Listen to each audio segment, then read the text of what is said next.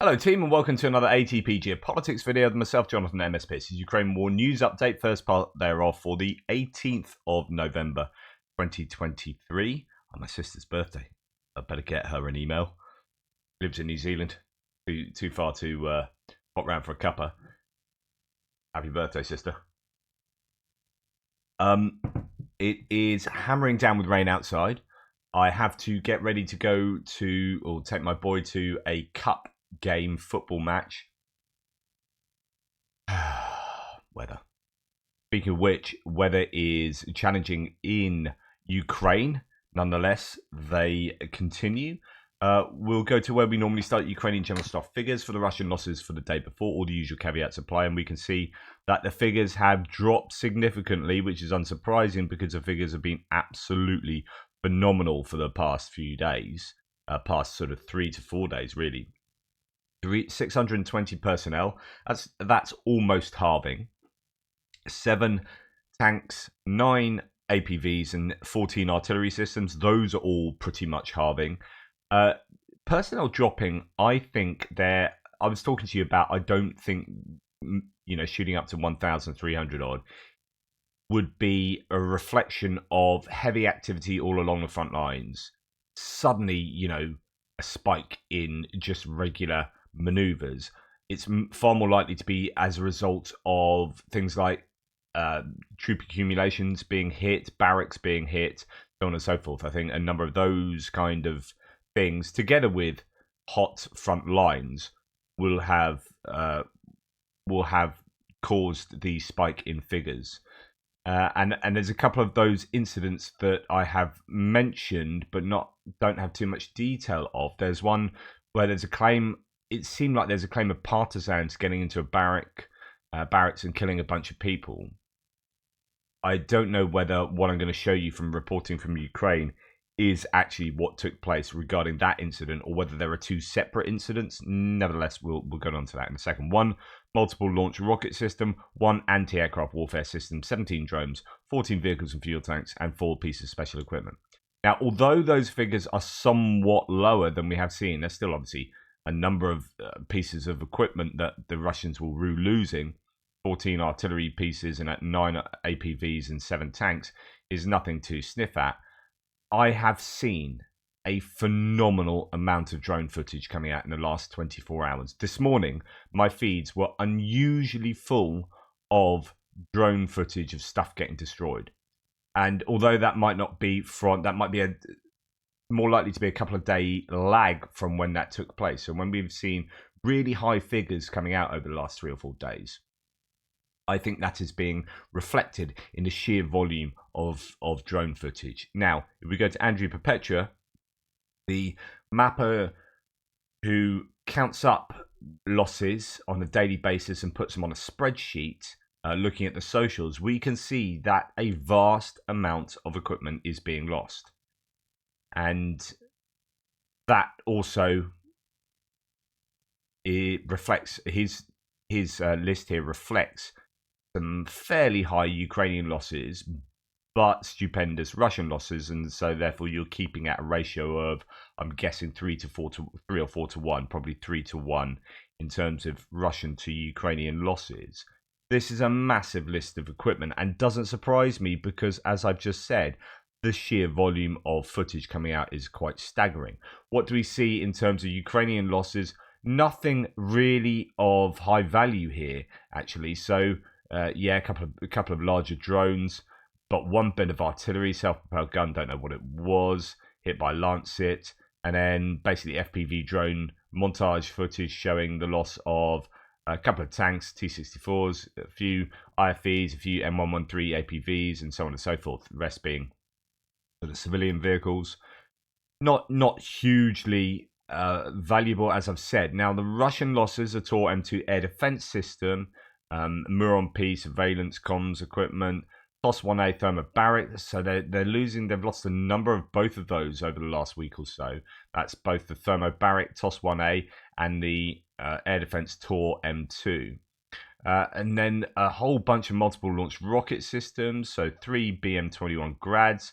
You got some Mr. S, Jetson S, and another grad there. So this is really, I think, a lot worse for the Russians than it is for the Ukrainians, both in terms of sheer volume of stuff lost, but also the type of stuff that they have lost. Now, then Perpetua goes on to show just quite a number of tanks being lost there: T-72s, T-80s, T-62s, T-64s. The usual culprits in terms of infantry fighting vehicles and APCs, and then down to trucks and civilian bits of kit as well. So just a very high, a list of high losses for particularly the Russians there. And that kind of supports not necessarily what we've seen in the last 24 hours from the general staff, but certainly the pattern that we've seen over the last week. And here we have an account of something that happened down near Kopani, which is by Robotina. We'll see what reporting from Ukraine has to say. But the biggest news is that Ukrainians conducted an insane night operation, sneaked into the underground barracks, and killed dozens of Russian soldiers. After extremely graphic footage of the aftermath leaked into the media space, a Russian fighter posted a video with an explanation. He said that Ukrainians took advantage of the exhausted, understaffed, and under-equipped Russian forces and conducted a night raid. He said that Russian soldiers did not have enough men on the watch, creating a lot of blind spots and risk. He also said that even those on the watch did not have night vision, while Ukrainians had. Moreover, Ukrainians also operated with silencers. As a result, Ukrainians quietly took out the whole guard, got into the underground barracks, and just opened fire from machine guns at the sleeping soldiers, then threw several grenades and escaped. So hard decisions to relocate certain formations immediately paid off, and Ukrainians gradually got the edge, while Russian forces got exhausted.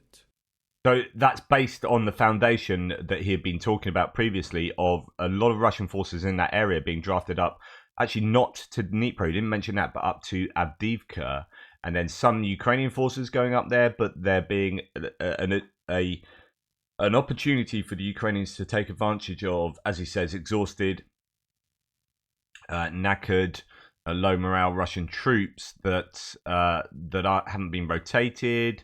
Whereas the Ukrainian troops in the area are still getting rotation, as according to reporting from Ukraine. And anyway, something like that took place. Add on to that, as I said, so much drone footage. 17 invaders were killed, another 20 managed to retreat after a failed assault attempt on a Ukrainian position. I don't know whether this is border guards or the Steel Border Assault Group Brigade in the Svativsk direction. I don't know if that is another iteration of Svatova. But nonetheless, somewhere on the front line, just a lot of Russian troops being taken out. I won't show you that. I will show you this one. There's nothing dodgy on this one, but it shows you, at least in certain places, how set up the Ukrainians are for their drone activity. So although there will be plenty of places along the front line where you've got a single drone operator hiding in a trench or behind a building, sending up a drone and doing X, Y, and Z. You've got loads of that. You've also got these command and control centers that have quite a lot of integration with footage, with different drones, so on and so forth.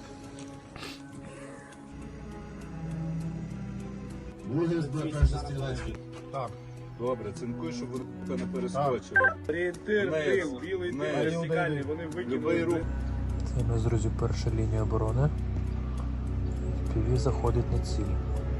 Це було Incredible to think of those tree lines. Just look at that. It's apocalyptic, isn't it? ціль. Це було федерально. Ціль вражена. Всі біля дороги, почекай їх там, біжать всі до... Відход пішов. Знову вибили їх з капелана, бо чоловік 15, може більше. The idea of showing you this is to understand that you do get these nodes of multiple people operating in concert with each other. With you can hear there's radio feeds coming in. This isn't just a single dude with an RPG attached to an FPV and doing it on his own, coordinated.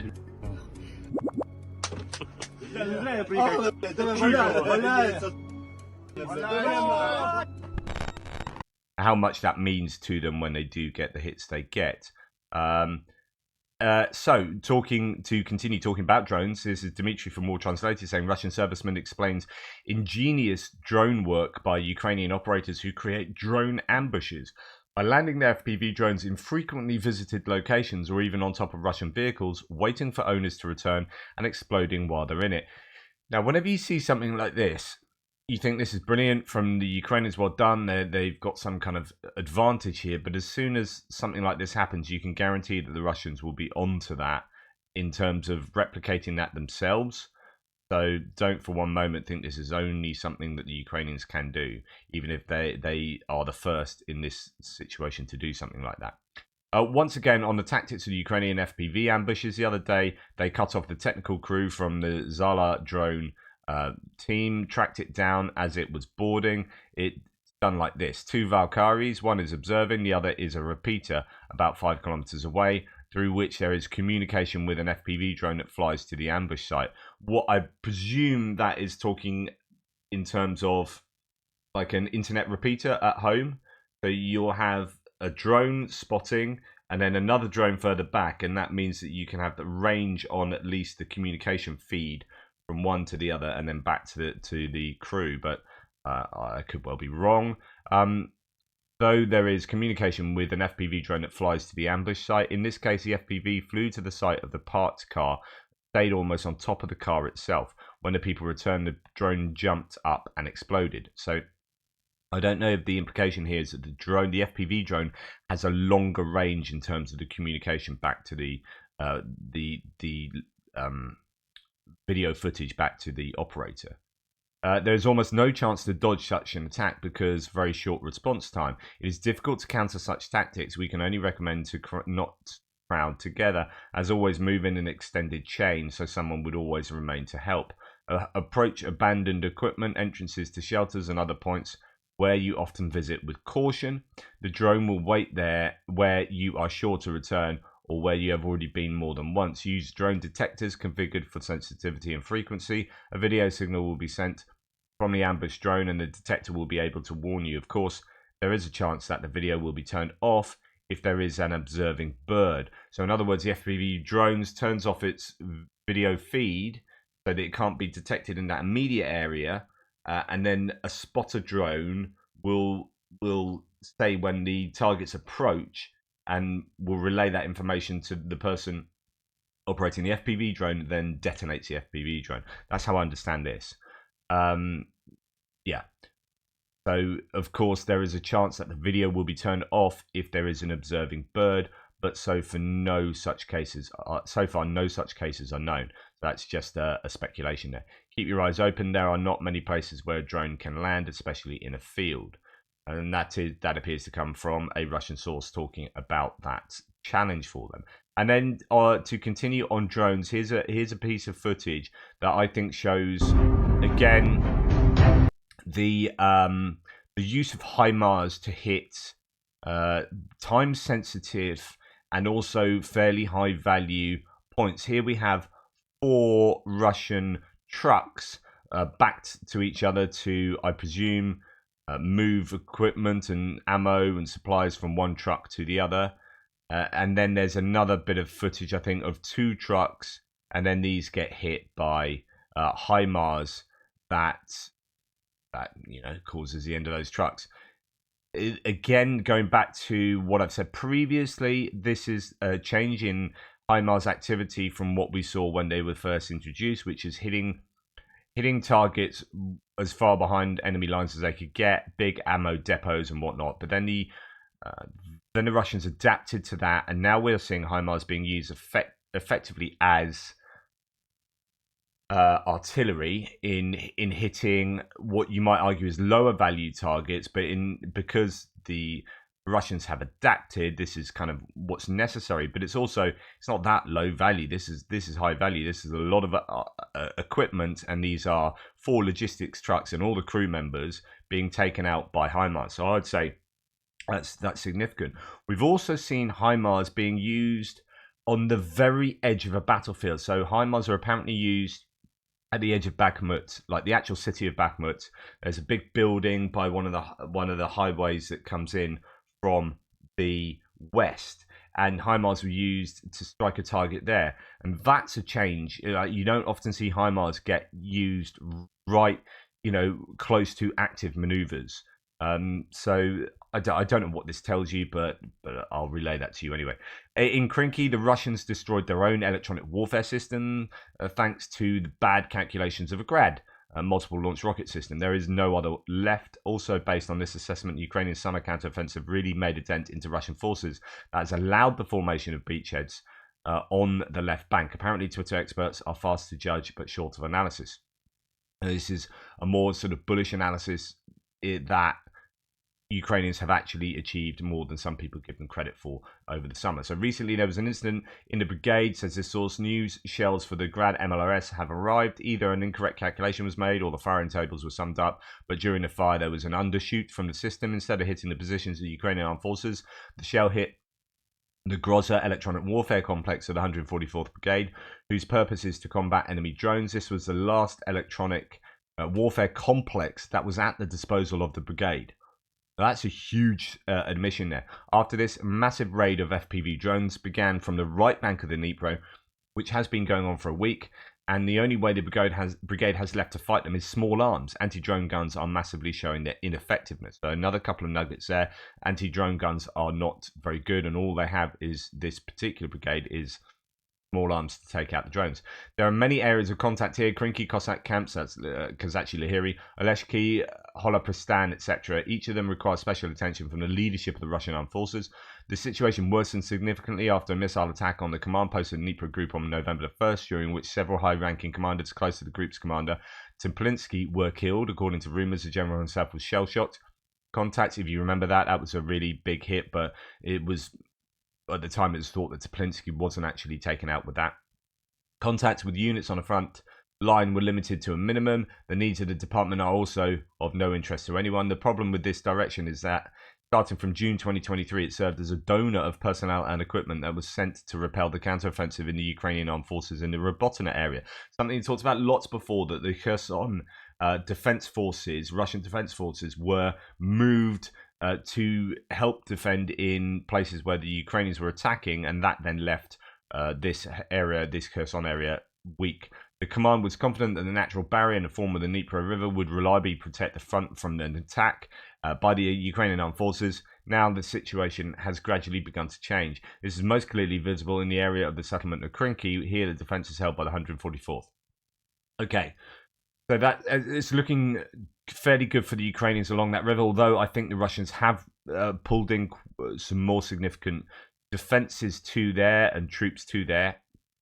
It's also worth noting that things are looking pretty dicey in Avdiivka for Ukraine. Andrew Pepecha's live stream did a lot of analysis on this last night to say that realistically, Avdiivka losing the southern industrial part of the town is basically, for Andrew, it's like writing is on the wall. So not looking great there. This is Tatarigami talking about helicopters, and I showed you a David D kind of shared meme where he talked about how there's been no evidence of Ka-52 attack helicopters being used. There's no evidence of them over the last week. Therefore, it seems like the Ukrainians really have done a good job of degrading the Ka-52 fleet, and there's none left type thing. Anyway, it was really interesting to watch a whole bunch of people have massive arguments who are all pro-Ukrainians, but a lot of people called David D out for that. And then Tatarigami said, look, I can show you satellite imagery to suggest there are Ka-52s, but, if anyone wants to pay for that, I'll go and do that. Anyway, people donated, and he's done this thread, which I think is a useful thread. But, it's always a shame when people have big public arguments. But out of the public argument comes decent intelligence, actually. So this is really good. So amid the ongoing debate about the number of operational Ka-52 attack helicopters on the front lines, I've analysed and compiled imagery of bases used for helicopter operations by the Russians. The findings are summarised in this thread. Based on acquired Maxar images from November the 1st, the Taganrog air base hosted, so that's just inside Russia, between Rostov-on-Don and Mariupol, hosted at least 4 operational Ka-52 helicopters on its tarmac. The surrounding activity indicates their use, a fact further supported by their absence in earlier shots The Bertolinovka Air Base accommodates a minimum of 5 Ka-52s, although helicopter number 7 is not distinctly visible in this image. The next image includes a slightly older photo of the same helicopter at the same location for clarity. Identifying helicopters in high-resolution imagery, 0.5 to 1 meter, can be challenging, but certain distinct characteristics help with recognition. Fuselage length, 2 coaxial rotors. So where many helicopters have a rotor blade, at the back of the helicopter that is vertical, that stops, because if rotor blades are going to go in a circle like this, sitting on top of the helicopter in that kind of horizontal plane, then what would happen is really that would shift the helicopter round as well with those rotor blades. So in order to stabilize a fuselage of the helicopter, you need one at the back going vertically. Well, these types of helicopters actually have 2 rotor blades that act to do the same thing, which is one rotor blade going in one direction on top and another one just underneath on top of the helicopter going in the other direction. They still create lift, but they just counteract each other in terms of spinning the helicopter around. Anyway, so 2 coaxial rotors, a shorter tail, and because obviously the tail doesn't need that, it doesn't have a rotor, it just seems to have a fin, I think.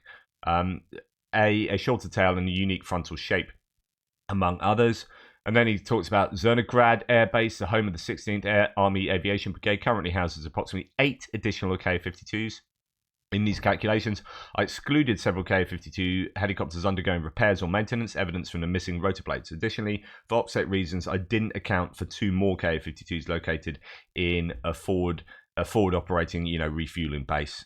So obviously didn't want to produce satellite imagery publicly that showed helicopters in places that might be sensitive targets.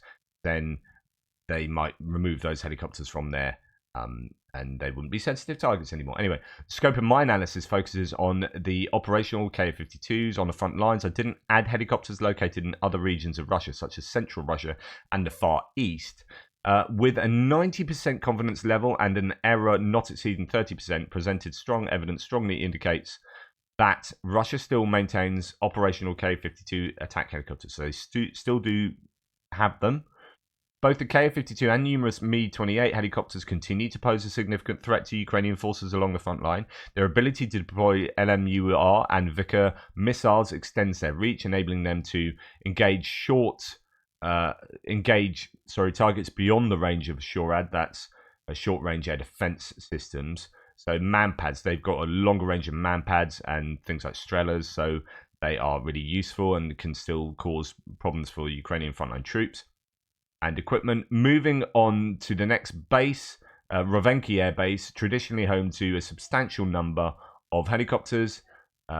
They've recently dispersed its helicopters in response to emerging threats due to its proximity to the border. In October and early November, Rovenki Air Base accommodated more than 3 Ka-52s. I counted only 3, excluding those with missing blades, as their operational status is hard to determine.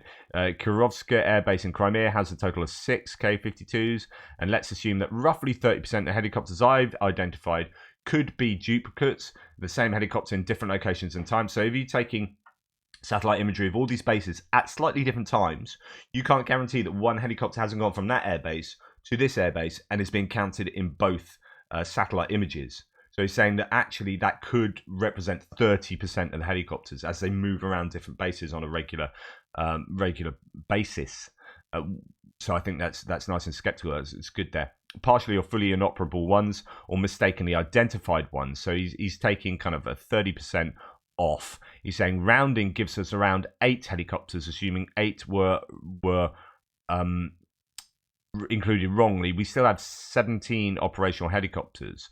So it depends on how many you take off due to like duplicates or wrongly identified ones. So, but he says the benchmark minimum is 8, but quite probably 17. Therefore, claims suggesting there are no or only a few functional Ka-52s are invalid.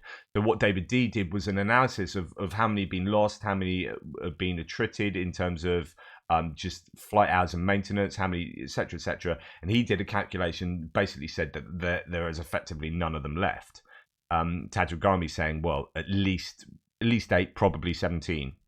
In summary, satellite evidence collectively indicates that Russia currently maintains a fleet of at least actually 25 operational helicopters, and the actual numbers are likely much higher. So then when you start taking into account other air bases and forward operational refueling points in the frontline area or in the occupied territories, and then of course you've got the far east of Russia and central Russia, the likelihood is you've got at least 25 K-52s. Nonetheless, like that they've only got 25 left is massive. Like they started this war with, what was it, just over 100, was it? Am I remembering correctly?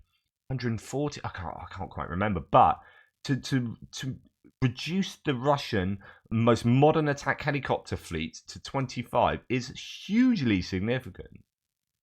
Anyway, that's a really useful thread. Over the past day, the Russians carried out 101 attacks on Kherson region, reports the regional military administration. They fired 26 shells into Kherson and 1 person was killed. I mean, poor Kherson, it just gets hammered and has been for so long. A large-scale fire, Russia on fire incident here, big old fire in Yekaterinburg. I have no knowledge of how it started, what it's about. I presume it's not a strike, so it's reported in my Russia on Fire segment. Right, moving on to strikes, not too much to report, even though there was a lot of activity. There'll be news coming out as I speak about the damage being done, but I'm just going to go back in time to November the 6th or 7th.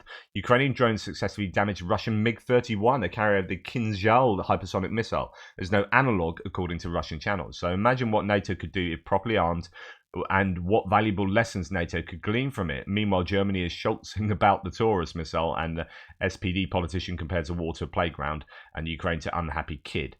Brainless. Anyway, just a few days pass and the Crimean platform, says this source channel, reported some details of this massive attack by Ukrainian drones on the night of November 6th or 7th on targets north of Sevastopol. Locals immediately noted that the airbase had suddenly become quieter. Flights had been suspended, according to the publication sources.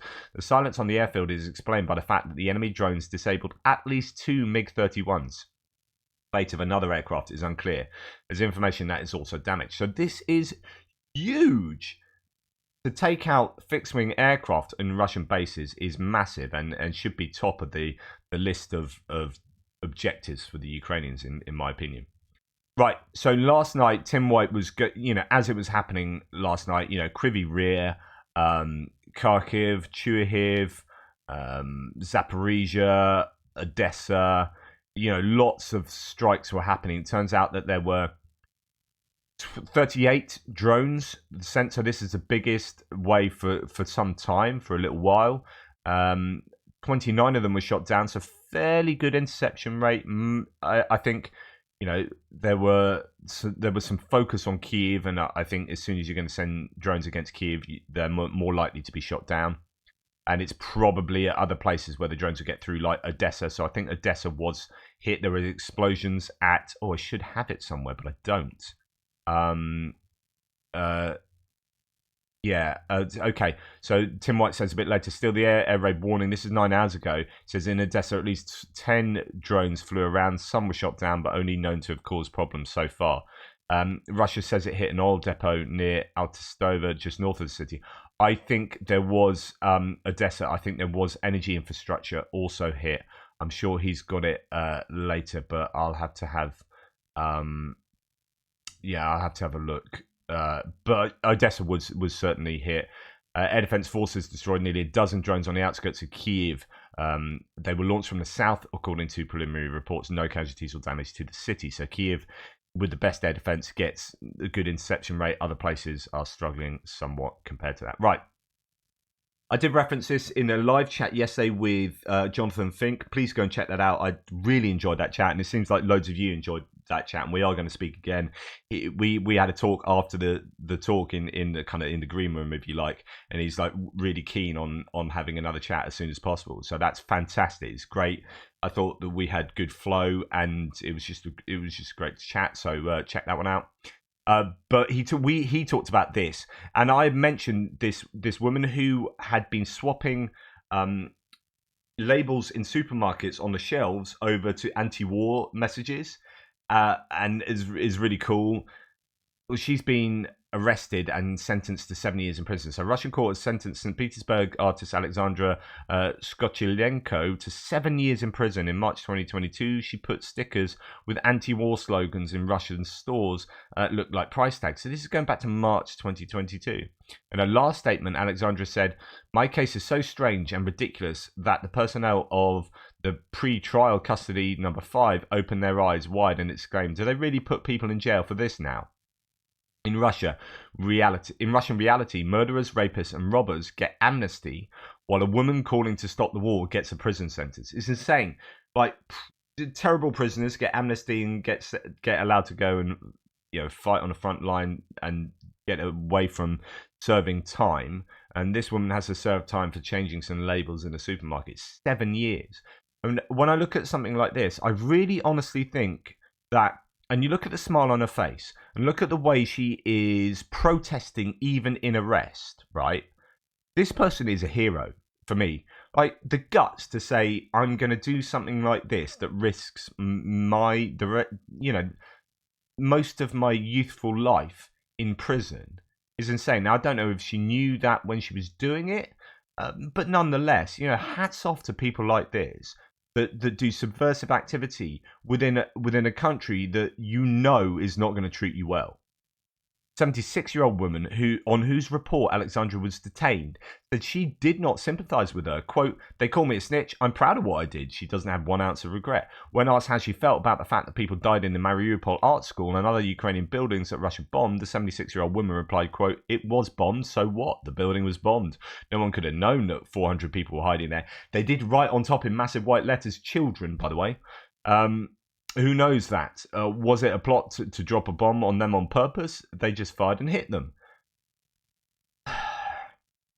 So anyway, Russia is a terror death cult, says Igor Sushko. 7 years in Gulag for speaking against Putin. Pardon from Putin for a brutal murder of an ex-girlfriend in exchange for murdering Ukrainians. It's insane. The reaction in the... As she was led towards the courtroom, there were so many police officers around Sasha Skochilenko, you could barely see her. But you could hear her supporters. "Freedom," they chanted. Sasha is a St. Petersburg artist and musician. She was arrested last year after she'd replaced supermarket price tags with anti-war messages. For that, today, the judge sent her to prison for 7 years. Officially, she was convicted of spreading false information about the Russian armed forces. Just look at the way she's smiling. It speaks volumes, I think. The reaction in the gallery. Disgrace, disgrace. Sasha Skochilenko's supermarket tags had criticised Russia's war in Ukraine and accused President Putin of lying. So anyway, that's a story there. It's insane what Russia's doing. And, for any pro-Kremlin voice to talk about liberty in that country, you do not have the right to speak out against your government in any way and against the war. You will go to prison for 7 years. It's just insane. And then not just that, another example of liberty here, another outrage from the fascist state. Russia's bent judicial system jails 2 journalists from Rojava for 9+ and 10+ years in jail.